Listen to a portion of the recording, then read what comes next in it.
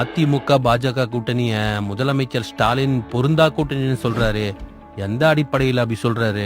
அதிமுகவுக்கும் பாஜகவுக்கும் கொள்கை ஒன்னா இல்ல. அவங்க கொள்கை வேற, இவங்க கொள்கை வேற. என்னங்க இப்படி பேசுறாரு? கொள்கை ஒரே மாதிரி இருந்தா எதுக்கு தனித்தனி கட்சி? அப்படி சொல்லாதீங்க. எங்க கூட்டணிய பாருங்க. நாங்க கொள்கை கூட்டணியா 2017 இருந்து தொடர்ந்து தேர்தல் களத்துல இருக்கோம். உங்க கூட்டணி கொள்கை கூட்டணி இல்ல, அது கொள்ளை கூட்டணின்னு மக்கள் பேசிக்கிறாங்க. அடிக்கிற கொள்ளையில கூட்டணி கட்சி தலைவர்களுக்கு பங்கு கொடுத்து அவங்க வாய மூடுறீங்கன்னு மக்கள் சொல்றாங்க. அபாண்டமா பேசக்கூடாது. மக்கள் அப்படி சொல்றதும் சரிதானே சார்?